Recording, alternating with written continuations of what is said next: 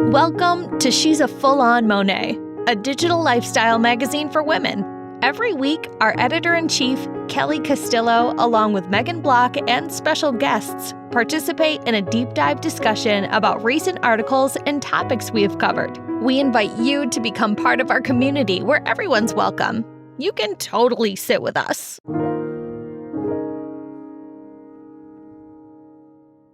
Hello, everyone. Welcome to She's a Full-On Monet. I'm your host, Kelly, and I have with me, as always, Megan. Hello. Bear with us today. We're having a little bit of technical difficulties, but we're going to make this happen. So yeah, it's going to be fine. It's going to be great. Yeah, of course. So this week, we are talking about outdated beauty rules that no longer apply or never applied or just shouldn't be listened to, basically. Yes, thank you. I love that we're talking about this too, because there are some times that I see something that's like trending and I'm like, is this like, I feel like we're being like pranked sometimes. I'm like, this can't be a real thing. So thank goodness we're talking about this.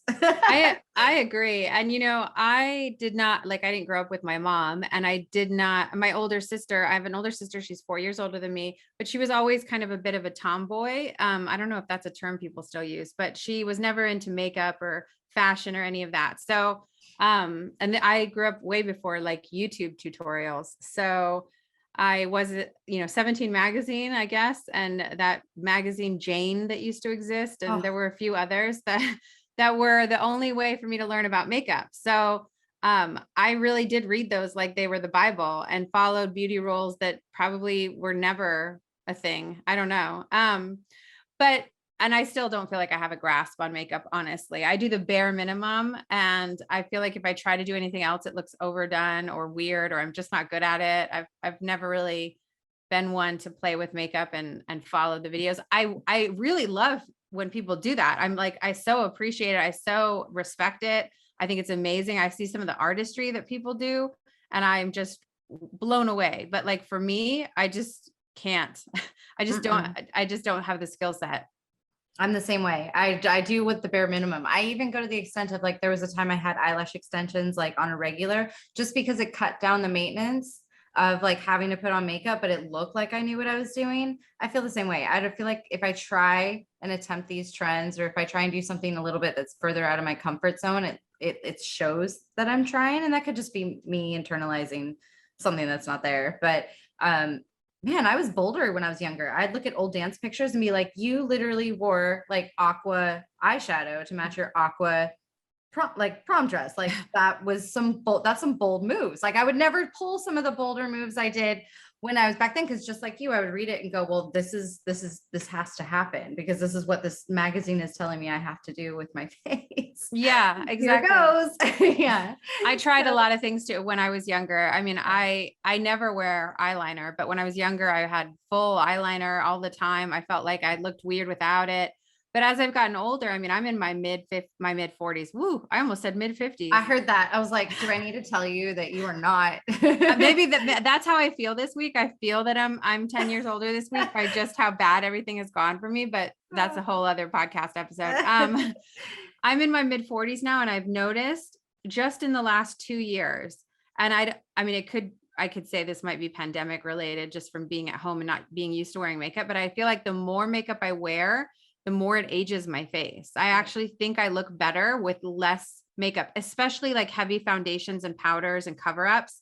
They just don't sit the same way they used to on my skin. And I found that I have pretty clear skin as it is, and it's generally even. So the lightest coverage I can do looks so much better on me.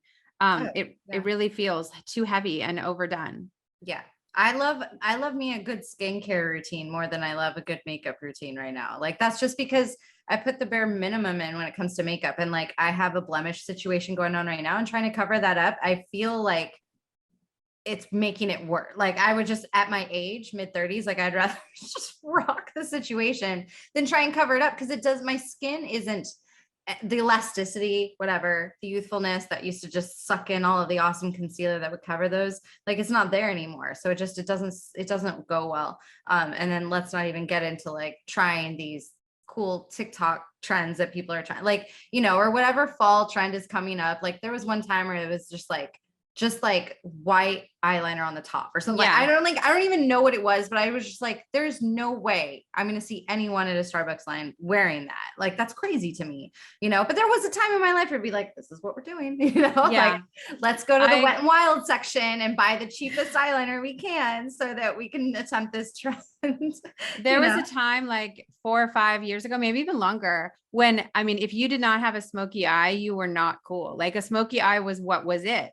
And especially for like evening wear. So I tried my damnedest to do a smoky eye. I even had professionals at the makeup counters try to do smoky eyes on me. And I have deep set eyes already, but when I tried to do a smoky eye, it always looked like I had a black eye. It just looked like I had black eyes. Like I don't know why my lids just don't like eyeshadow. Like I'll do very, very light, neutral colors, but anything more exciting than that, it looks, I think, ridiculous on me. It's frustrating too when you don't have the same eye shape or eye depth as like the person you're watching. You're like, why does it not look like that? I'm literally doing everything they're doing. Well, your face isn't shaped the way that their face is. Like, yeah, I know exactly what you're talking about.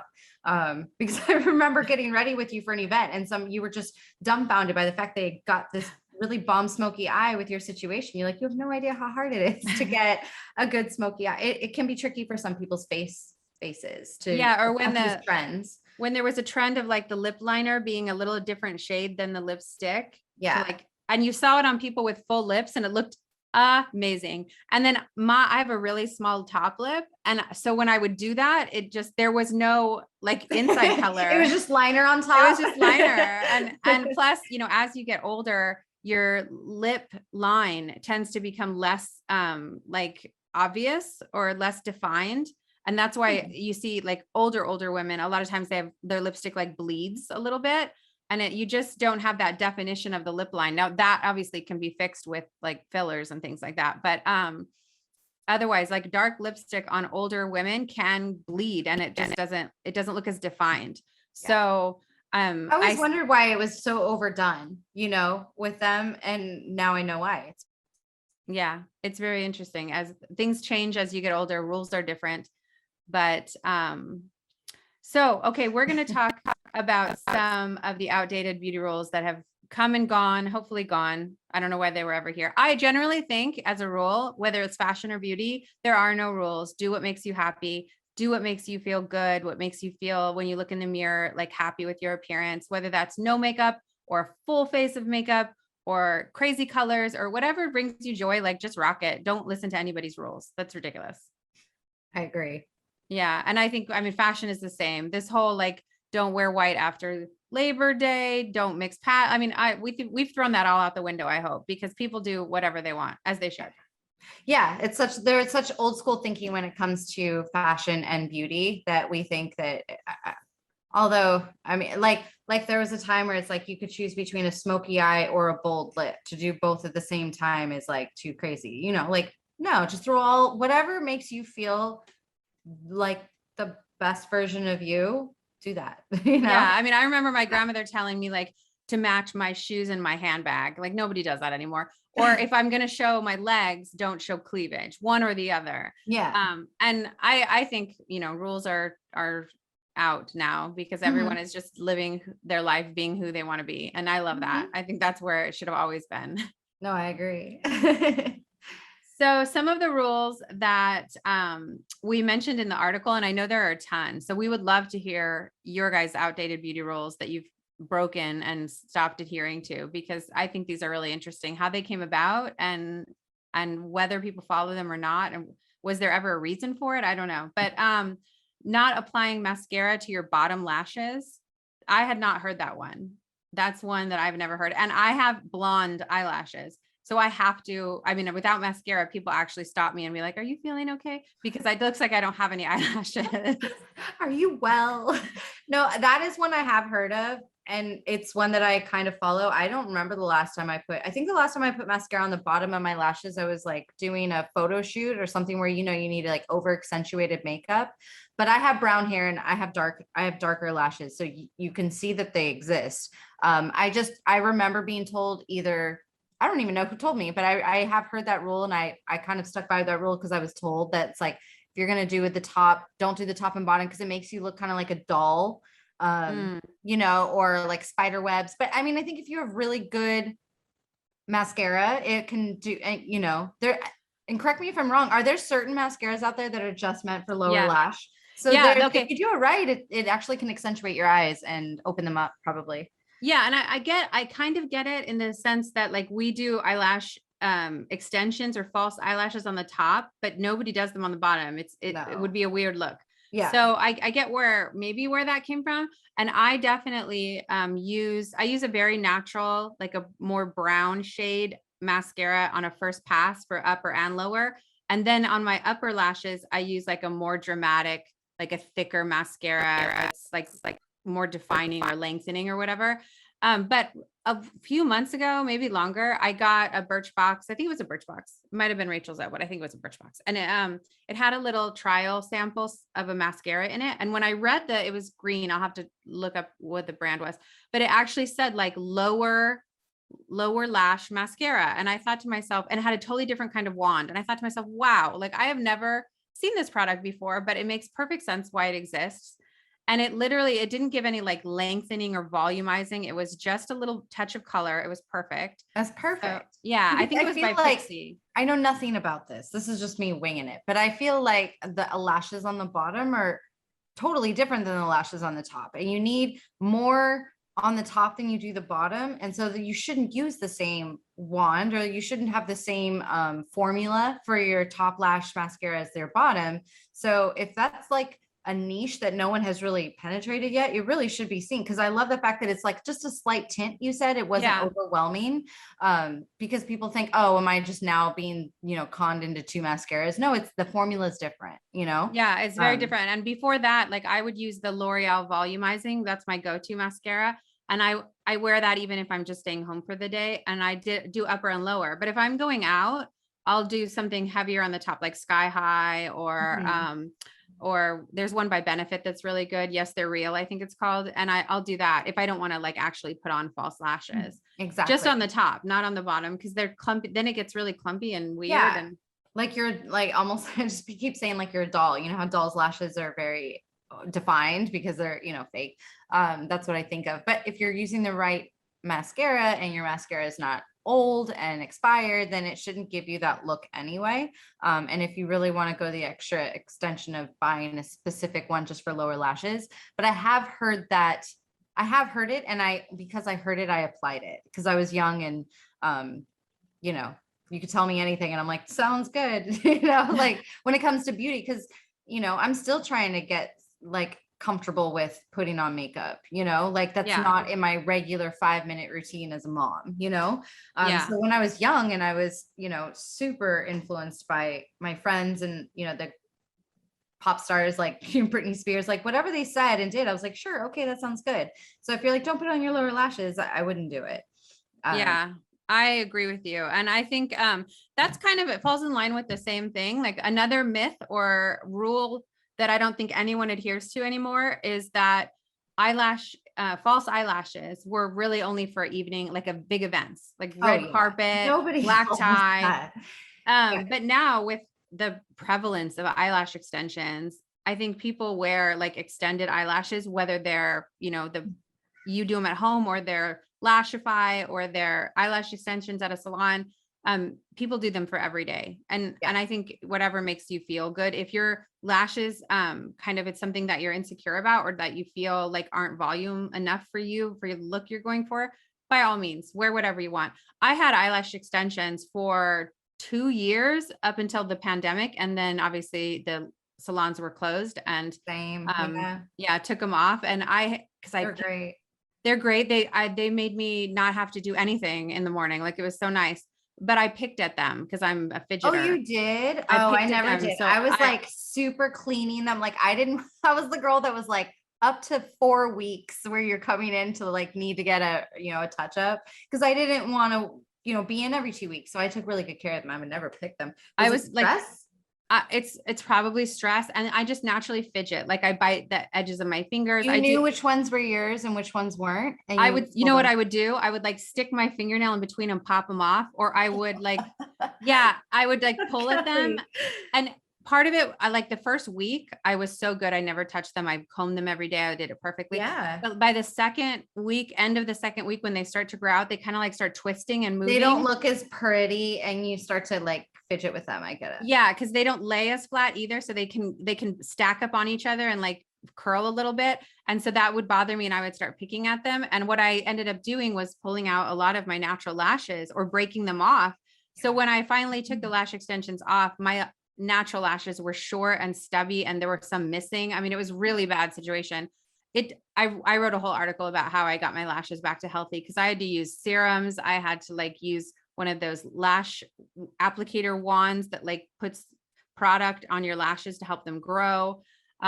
It was really bad. I was taking hair growth vitamins every day, not for my hair, even just for my lashes. I was like, please grow back. Oh my God, if they don't grow back, I'm going to like permanently putting lash extensions on forever. Yeah. My step grandmother had an accident while cooking and burned off her eyebrows and eyelashes.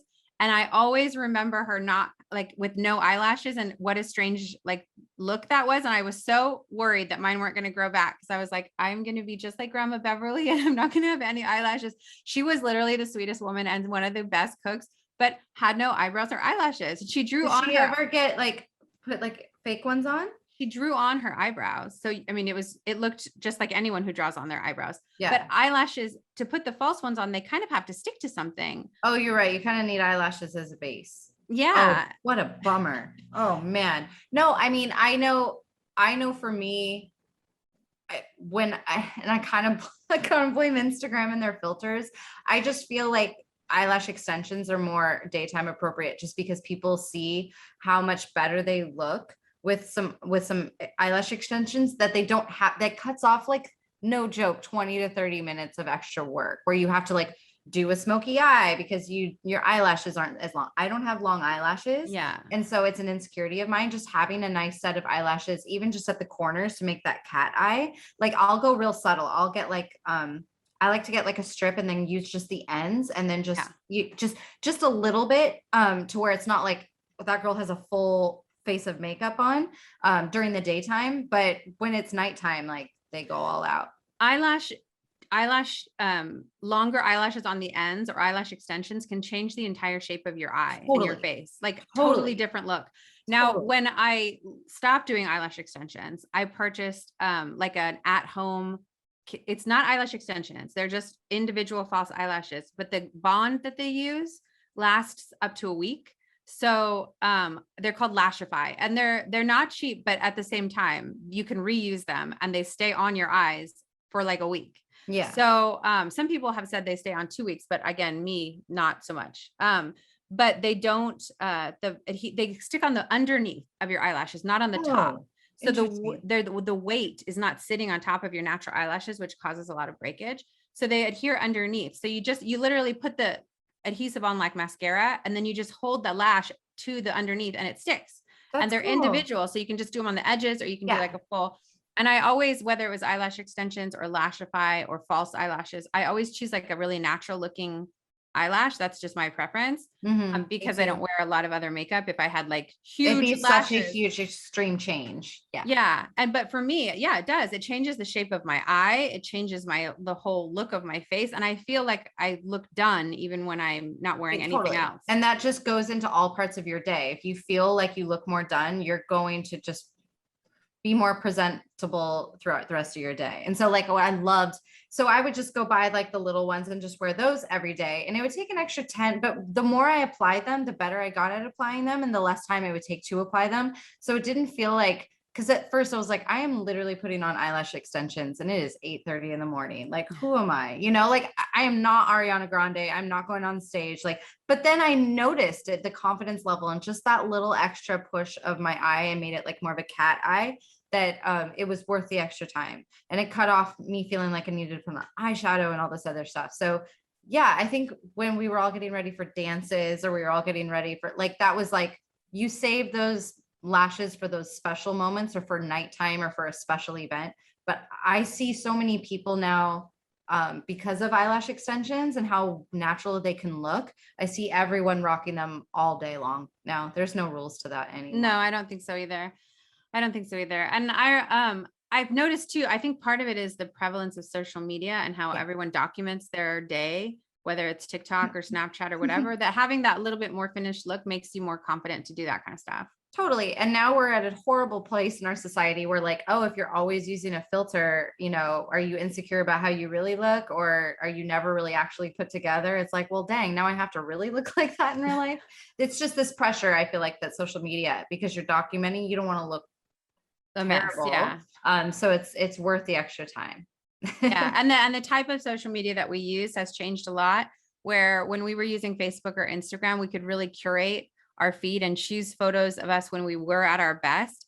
And now with TikTok and Snapchat, and Reels and all of that, the pressure is to create content every day in your own natural environment and just the way that you are. So I feel But like also be really put together and inspiring and goals at the same time. It's so healthy. right. Oh man. Yeah. Yeah. So I say filters are a big heavy to it, because if you see a lot of the beauty filters or cute filters always have that extra, like they give you a set of falsies, like almost every time. I'm like, well, dang, I don't need to do anything. You know, sometimes they shape your nose, but it's always like the falsy cat eyes and then like skinny, a little shape, because you know, when you're not using it, it's so different. Yeah, exactly. That we almost get addicted to wanting to see that all the time, that we feel like we're not good without it. Yeah. Oy. I remember back in high school and getting my makeup done at a Merle Norman. If Well, that dates me, right? Yeah. What's that equivalent? It was like Avon, but they had stores. Okay. So it was a makeup store, but they only sold their own brand. Got it. Okay. So yeah, I would get my makeup done there for prom, homecoming, things like that. Because again, my older sister wasn't really into makeup, and I didn't grow up with a mom. So that was where I would have to go. Otherwise I would have to like hang up a picture from 17 magazine. You know how they had those face charts where they would show you where to put everything? That was my contour. That's how I learned what my face shape was. I mean, without these magazines, who are we? Right. That would have been my only option, but I would pay money and go to Merle Norman. And I'd go to MAC. I did the same thing because Okay. my mom didn't do my makeup. And I knew that if I paid $30-$40 of makeup, I'd get my makeup done for free. And MAC would be the place I'd go. Right. I grew up in a small town, so we didn't have a mall and a MAC and all that. But it's equivalent to a MAC, because now MAC has their own stores and they only sell their own brand of makeup. So it's kind of like going and doing that. Right. Exactly. And I was always told when they would be doing the blush that I should smile, and they would put the blush on the apples of my cheeks. And that's it. That's the only place. So, I mean, back then, but as I've gotten older and I have been paying attention to, you know, makeup artists on YouTube and TikTok. I learned through TikTok that blush could actually do other things to your face other than make you look like a smiling. That I've heard this too, and I still do it. I'm like, and it's like the in the Nutcracker, the two circles of red on the little dancers. That's what I was going for back then. But that's now what blush is for. Yeah.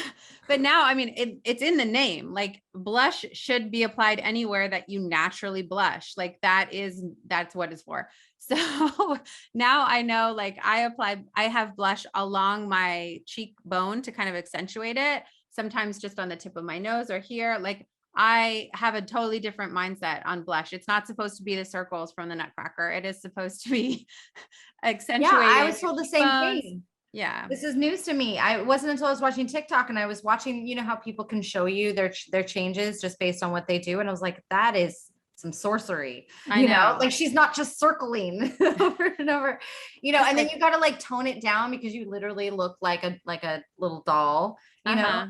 Yeah, blush and I are not good friends. I have not ever figured out contouring. I really want to, but I've never been able to do it. I figured it out for a while to where, I mean, once you figure it out, it's life changing. But all it needs is boredom and YouTube, and you're done. Like just because, and there's so many great makeup artists out there that do such great jobs at just showing you how like where. I love contouring and highlighting. If I take time to do my makeup, that's where I stay. I don't even bother with blush. Yeah, I don't do blush a lot, but I do highlighter, and I always do highlighter like here and again here and here. And then I heard like here. Yeah, I just It, do like, a it- very light you line can down tell. my Mhm. middle of my face. Yeah. But then the way they can contour on the nose, I mean, can change the shape of your nose. You can add, you can cheek, have like, a different chiseled. face. You can have a full blown.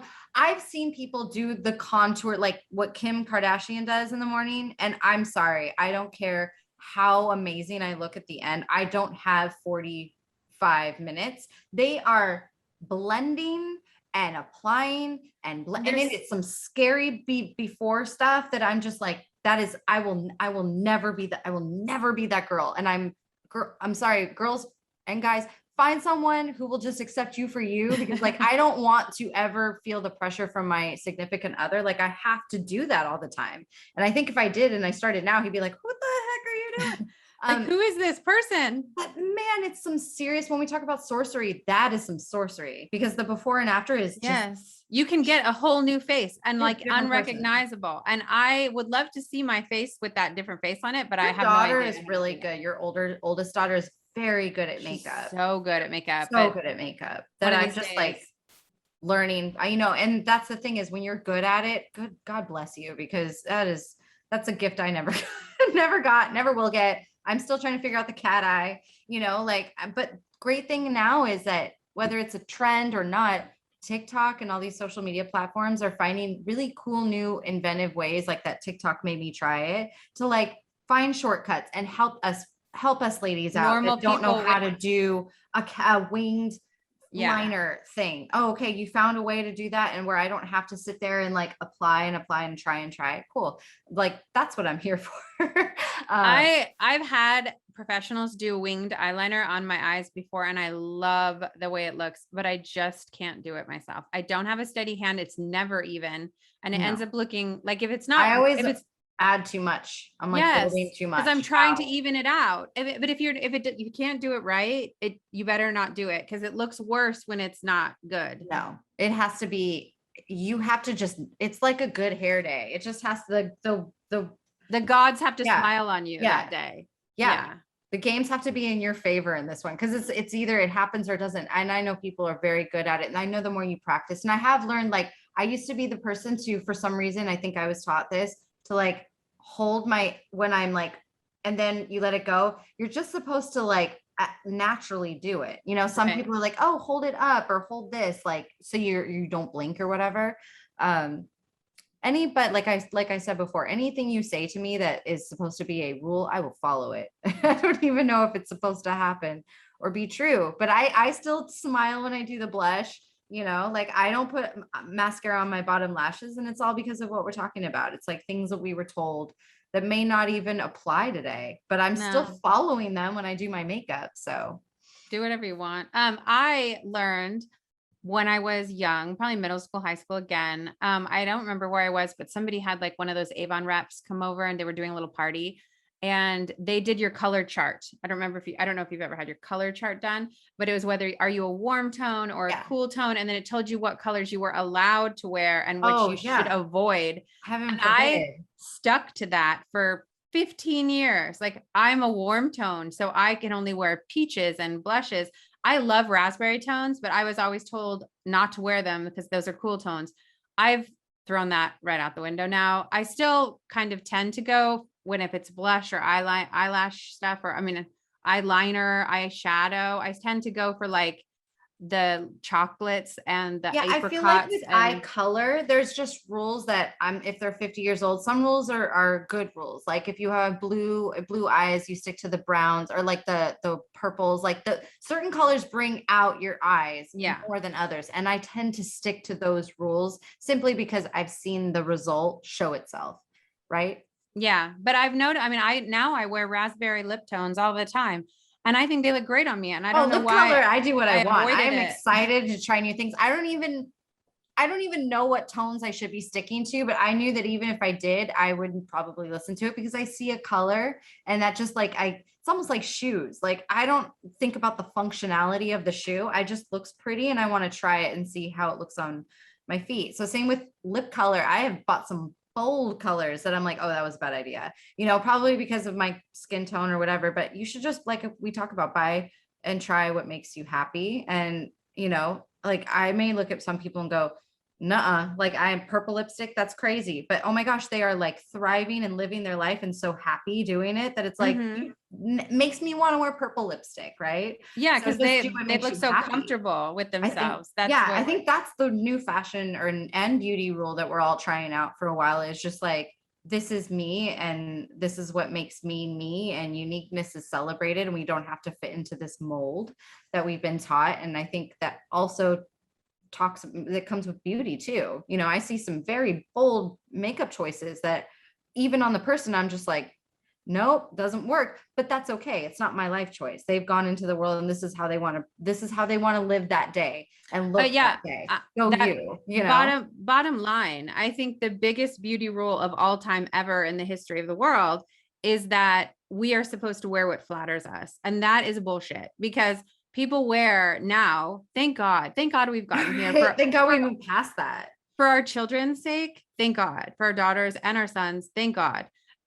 It doesn't have to flatter you. The goal is not to look pretty for the opposite sex or anyone other than yourself. Your body shape, and you can't break those rules or whatever. Right. This idea that we have to wear what's pleasing to other people is such bullshit. So when a lot of times I see girls working at Ulta or Sephora, and they have like black lipstick and they have this crazy green glitter eye, and they have okay, is some random 45-year-old dude going to think that looks great? Probably not, but who gives a shit? So I always tell them, oh my God, your makeup is so good. Like I could never, that looks amazing, because I know they probably don't hear it a lot, and they're doing what makes them happy. And we all need to support that, because for too long, I mean, when I was a kid, my grandmother, and again, it's a grandmother, so several generations past me. Yeah. She would tell me, oh, you know, don't wear that. Guys don't like that. Boys will think this. Men don't like too much makeup. And why would I care? That's the thing. Why do I care? That's what still gets to me. And I'm just starting to get to the point where I really genuinely don't care. I don't care if I'm perceived as pretty or not pretty. Like, I'm doing what I want to do. I look good in my eyes, and that's really the only thing that matters. So if you've always been told, that's a healthy way to go about your day. Yeah, but we were told, at least I was as a kid, oh, you know, don't cut your hair too short. Boys don't like short hair. Boys don't like girls in glasses. Boys don't like girls who wear too much makeup. And I mean, why do any of us dress for boys? Boys, have you seen what boys look like and men? Like they do the least. They do the less than the minimum. I mean, they do not try for us at all. Why are we trying for them? Just stop trying for other people, and just do what makes you happy, and wear what makes you happy, and do your makeup in a way that makes you happy. And who cares if your parents get it, if your kids get it, if your husband gets it? Who cares? That's the bottom line. So that's, I think, the biggest beauty rule that we're all breaking, thankfully. Yeah. And I think the more we embrace that, the more generations will embrace it. And then the further away from that following a certain guidelines we'll get, because I mean, all those rules, I mean, you should just do what makes you happy. So of course, these rules are like, we are talking about them because we're really trying to consider, like, are we following them because they're good rules, or are we following them because that's what we've been told to do for so long? Some rules are really good. I think that when certain, like we talked about certain eyeshadows complement certain eye colors, that's a good rule to follow, because it accentuates your eye. They sell like palettes that say like green eye palette, blue eye palette, brown eye palette. And I have green eyes. And when I've bought those palettes and used them in the way, like it has usually a little diagram on the back, when I've used them in that way, it's very flattering to my eyes. It makes them pop and stand out. And I think it's a good thing. But that doesn't limit you to just those colors. You can wear whatever you want. So the next beauty rule that we're going to talk about is an age-related beauty rule. And I think there's probably a lot of these, as far as women over a certain age shouldn't wear powder. Women over a certain age shouldn't wear lip gloss. Women over a certain age shouldn't wear, bright colored makeup, we have to stop with all of that. I have seen some older ladies on social media who are rocking it. I mean, they look amazing, whether it's fashion or beauty. They're doing what they want, and you can tell how confident they feel. And I am so all for that. I'm definitely here for that. Yeah, me too. Sorry. Yeah, me too. I love it. I think that I think we might be talking about thinking about some of the same people. And when I see that, it inspires me and gets me excited to try that when I'm older, because, do you, right? Yeah. This idea that we have to stop wearing bikinis at a certain age or shorts or wear makeup a certain way based on our age. I'm so glad that we're getting rid of that, because I've seen such an embrace. I think it came with the body positivity movement or body neutrality movement, came also this acceptance of age. There's been such ageism in the fashion and beauty industries, and we're finally seeing that kind of go away. And I'm so here for it. Not just because I'm getting older, but in general, I'm so here for it. Like I love that people get to feel beautiful and sexy and at any age they are. That's amazing. No, I love it too. It makes me excited for our future. Yeah, exactly. I don't have to stop wearing like certain color tones or stop wearing certain beauty things that I may want to actually try at that age, because just because society or someone told me that's too youthful or young or not for your demographic. Well, yeah, when I was growing up and looking at TVs and movies and my friends' grandparents and things like that, every single woman over 50, 55 had like a short permed haircut. Like think of Golden Girls, right? Those women were in their mid 50s. That was what the show was supposed to be about, other than the mother. Seriously, they were in their mid 50s. You're right. And now we have J-Lo at 52, right? Rocking her beautiful long hair and her makeup. And I love it. And her body is amazing. And it's just like such a difference that I thought I would have to cut my hair off at like 45 and tease it into a big old blonde football helmet. And that would be my look until I died. So thank God that I don't, and I can wear it however I want. You're so right. We all just kind of assume like I get to be this way until this age, like, and then I have to convert forever until my hair falls out. Like whatever. Yeah. Now I can do what I want and feel comfortable trying things out and seeing what, works for me. I can wear longer hair past a certain age and not like there's that witch look, like people think when you're older and you have longer hair, like maybe that's why they cut it short. But man, I always thought like I'd look at my mom and my grandma and be like, well, I have until this age and then I got to look like that, Yeah. If you didn't cut your hair, then you were required to like pin it up in a bun or a beehive or something like very something conservative. Funky, like a librarian or something. Yeah. And yeah. I really don't get that. I think there's this perception of women over a certain age who wear makeup or wear their hair long that they're trying too hard or that they dress young. And there's a look like they're trying to be 30 when they're not, when it's like, there's a lot of judgment around that. And I still see that sometimes on social media, people calling older women out for wearing certain styles. And this is the thing, like I am 45. I don't want to look 25. I want to look a good 45. So I'm going to wear and could carry myself however I think makes me feel the best. And I'm not trying to be 21. I'm not trying to look and dress like I'm 21. To be honest, Forever 21 right now is filled with things that when I was like loving fashion, that was what was relevant to me. And I feel like if I were to try and wear that stuff now at 35, my daughters would be like, what are you doing? So there are things that I'm like, oh yeah, wear and do what you want, have that freedom. But also at the same time, I try and be mindful of the fact that, I can take that style idea or concept and convert it into a way that's more, I don't want to say age appropriate because we're trying to talk about breaking those boundaries, but I do feel like I have a bit of a responsibility to try and not try trends that literally 20-year-olds are trying, Yeah. And my daughters are 19 and 23. So I tend to leave a lot of the trends for them. And not because I don't like them or I don't think they would look good on me or whatever that is.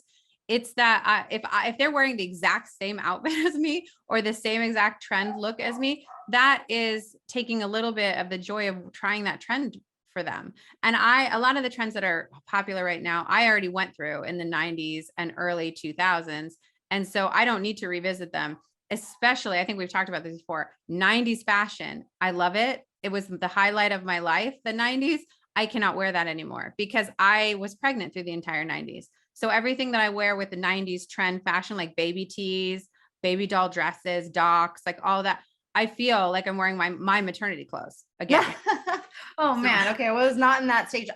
This fashion is when I started to show a real interest in fashion, but my mom was always telling me I couldn't wear it because it was too mature for me. So I never really got to explore this stage, but now it's here, and now I'm like too old to explore that stage, and I want to, but my 9-year-old's like, no, like you are not wearing a plaid mini skirt and a crop top with a yin yang on it, but I really want to, you know? So I'm fighting it because I never got to experience that stage, but I also now know, I know better, you know?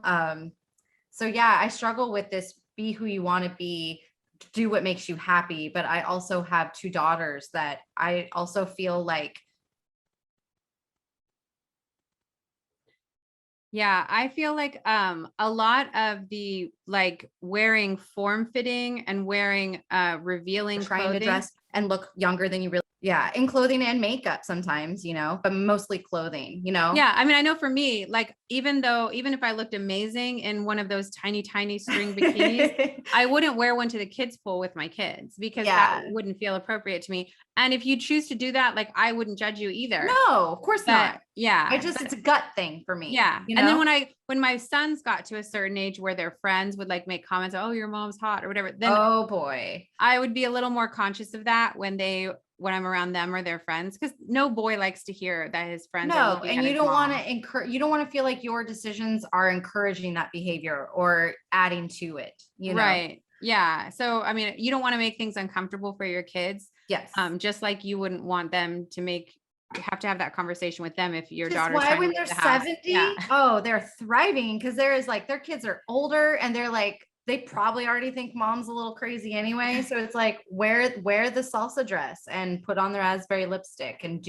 go to Vaughn's, you know, because it's like right now I'm still very conscious of my choices and I'm still trying to be mindful of those around me because those opinions are the ones I truly do care about. Well, and your daughter is 9. Yes. That is at a critical age because in a few years you have to be having conversations with her about what she's wearing in a revealing way or how I'm already having those conversations. Yeah. Or how grown men respond to uncomfortable, a preteen girl and how inappropriate that is. And how it's not our responsibility to control their behavior, but we can keep ourselves a little bit safer by making certain decisions. So if at this age, you're not, you know, you're walking around in half dressed or whatever, you look a little hypocritical in a few years. So you have to be mindful. I wear I wear little outfits when I go work out because I sweat and I'm drenched. Other than that, I'm in like the mom gear and I'm rocking the 5-minute mom look and the literal mom bun. So, and I'm fine with that. Like, this is me. This would probably honestly be me without kids. I'm not blaming my children. I just feel like as a mother, I can't be more bold with beauty and fashion choices that I probably would be if I was without children because they're very influenced, you know? Yeah. And I that's something really, I mean, important. The conversations that we have with our daughters. And again, like young girls, 12, 13, 14, all the way up to early 20s are not responsible for older men sexualizing them. That's super gross. And that's all on the men. However, that society that we live in today, we're not quite there yet. And you do hear, what was she wearing? You know, how was she dressed? Was she asking for, like, it should not be that way. We all agree, but it is that way. Still is. And it doesn't go away when you're older. When I'm at the gym and, you know, like if I were to ever complain about a man being inappropriate to me or saying or looking too long, people would probably judge what I'm wearing before they would judge what he's doing. And it's like, how is that my responsibility? Right. But we're just not there yet. And that's okay. I get it. I know in my core of core, it's not me, it's them. It's not my fault they can't control where their eyes look, just like it's not our daughter's fault they can't control what they think.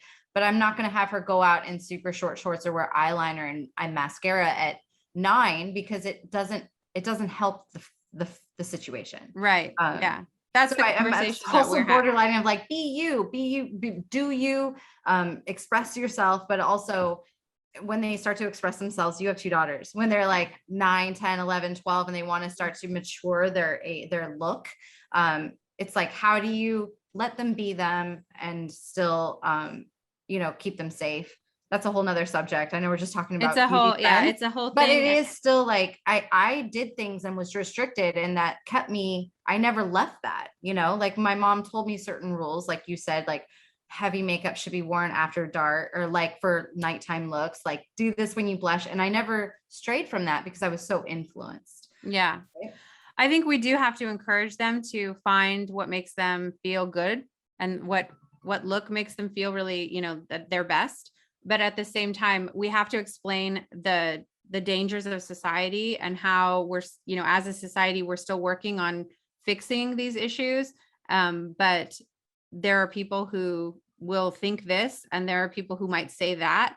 And this is just, you have to just be prepared for that. That doesn't mean make a different choice, especially when you're an adult. You can still make that choice. You just have to understand that people are really messed up sometimes. Yeah. And you will try beauty trends that you will be trying for the first time, and you'll be very susceptible to how people are perceiving, and you'll receive that feedback. And some people are just not nice about it, but you should just, at the end of the day, if it makes you smile and feel good, you should do that trend, or steer from a thing that you've been following forever, Yeah. Now you're learning that blush is not just for the apples of the cheeks when you smile, Yeah. so I mean, this is the same conversation that we would be having with our sons if they wanted to wear makeup. That is a much more accepted thing now. And probably not the first time someone walking past you will see it, but they might still make a comment. So do what makes you feel great, but just kind of have a response in your mind so that you don't get caught unprepared, and that you can know how to keep yourself safe and all of that, because there's a lot of crazy people in the world. So I think the last beauty rules that we're going to cover are mostly like skincare type rules. They used to say, people with oily skin don't use oil-based products. People with a dry skin have to use this certain type of moisturizing product. And I think skincare has come, light years in the last. Well, there was 3 types of skin problem, right? Like 3 types of skin. Yeah. You couldn't have a combo of 2. It was just oil, dry, or combo, and that was pretty much it. Now, people are much more aware of their skins. A lot more people see dermatologists that ever did. I never even heard of one of my friends seeing a dermatologist when I was in high school. And now, not unless you had like a serious problem, like heavy acne, needed like medical help for it. Yeah, but my daughters saw dermatologists early just to figure out, what would work best for their skin and get recommendations on how to take care of their skin. And I think you don't necessarily have to consult a doctor, although it's definitely great. But if you go to beauty stores like Ulta or Sephora, those kinds of places, and talk to the people that work there, they're really knowledgeable, and they hear a lot of feedback from other customers coming in. So they'll tell you, oh, this is great for this and that's great for that. And you just have to kind of try a lot of things and see what works for your skin, but don't fear oil. If you have oily skin, I had oily skin, and I never went anywhere near anything that had maybe an oil to it, and so because that's what I was taught, I thought I was just like making things worse, Yeah. Or if you have dry skin too, by the way, you could have one type of skin for some parts of your life and another type of skin for another part of your life. Yes. If you're following one type of routine forever, it's not going to work. Skin is heavily influenced by diet, by water intake, and by hormones. Stress. Hormones are huge. Yeah. When you go through puberty, your skin changes dramatically. When you start birth control, your skin changes dramatically. When you are pregnant, your skin is different than it ever has been before. And after you have a child and your hormones are re-regulating, your skin will do stuff it never did before. So there are a lot of different things you'll go through in your life. And I'm getting to the age where I'm anticipating menopause-based skin changes. Thankfully, I'm not there quite yet, but I know it's coming. And a lot of people complain about a lot of dryness in that time of their life. Their skin in menopause gets really, really dry. So I've noticed my skin changes even in the climate I'm in. When I'm in our house in Utah, I have to like lather on heavy moisturizers because my skin is so dry. It's a high desert type region. So it also depends on where you live. You might think you have dry skin, and it might just be where you live. Honestly, when you move away for college or you move and relocate for a job, your skin might completely change. When I'm in the South visiting my daughter and it's super humid and there's a lot of moisture in the air, I have never seen my skin look better.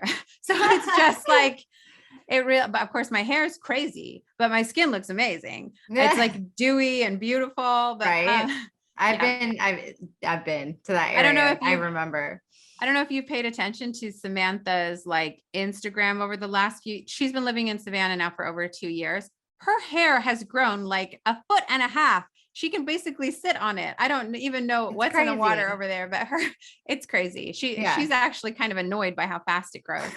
I wish, right? The problems, exactly. Right? Yeah. But I've been to Georgia and I know exactly what you're talking about. It's like, oh, great skin, but like the hair is terrible. Yeah. Yeah. So I would highly recommend, if you have been following skincare routines based on some arbitrary rule someone taught you as a teenager, please go out there. There are so many brands with so many amazing products that will treat every type of issue that you have. And there are brands with all natural products. If you have a sensitivity there, you really, honestly, skincare. Really, there's something for everybody. We even wrote an article. I wrote it about a line.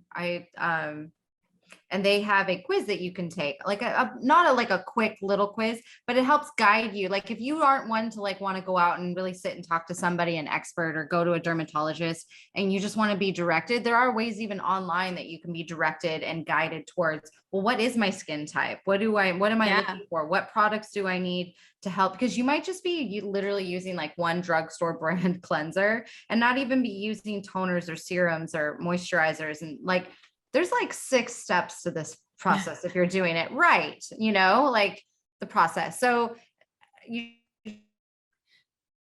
mean, I think there's drugstore brands like Cetaphil that are good for everybody. And because you had oily skin in 8th grade, you still have oily skin. Yeah. Yeah, exactly. But again, Cetaphil from the drugstore is pretty universal. It's good for everybody. They do make a lot of products though. There's a lot of different variations. Yes. And I have seen some older women who swear by oil of Olay. They've used it since they were like 20 years old and they look amazing. So you never know, but you just have to, it's trial and error. You have to find out what works best for your skin. Yeah. If you don't want to invest in a bunch of full-size products, stores like Sephora and Ulta will give you samples, or you can sign up for something like Birchbox or one of those beauty boxes that sends you different samples every month. And you can try different things and just figure out what works for your skin, but don't adhere to some kind of crazy rule. There's also a lot of the skincare brands will map your face or will do some kind of a computer thing where they tell you where you have skin damage or things like that. That is incredibly valuable. So I would definitely encourage you guys to play around with different brands, different products, and just see what works for you. That applies to makeup and skincare. Totally. I think we've learned that the rules that we thought were rules are no longer applicable if you choose to do so. The rule is try it out. Exactly. The rule is there are no rules. Yep. Do what makes you happy. That's the bottom line from today. Wonderful. So again, as always, we thank you guys for listening, for watching. We appreciate every single one of you. Our audience grows weekly, and I can't tell you how much it means to us. So please, if you are enjoying and getting value out of this podcast, please share it with your friends and family. Word of mouth is the best advertising. Rate us, like, review, all the things that you're supposed to do on whatever platform you download us from. If you want to talk about any of the topics that we've covered, and I'd love to hear personally about the beauty rules you were taught that you no longer follow, or maybe you do follow them and you really believe in them. I'd love to hear it either way. We have a Facebook discussion group. If you go to our Facebook page, She's a Full-On Monet, you'll see it right there. I would just love to continue this conversation with you guys. I really appreciate every single one of you. I'm sure Megan agrees. Of course. No, I do. I'm sorry. My internet is so weird right now. I don't know what's going on, but I did hear you. Yes, I totally agree. So again, thank everyone for being here, and we will see you again next week. Bye. Bye. Thanks so much for listening to this week's episode. Don't forget to bookmark our site, she'safullonmonet.com. and subscribe to our newsletter. You can also find us on Instagram, Facebook, and YouTube. If you're enjoying this podcast, it helps us a lot if you can follow, rate, and review. See y'all next week.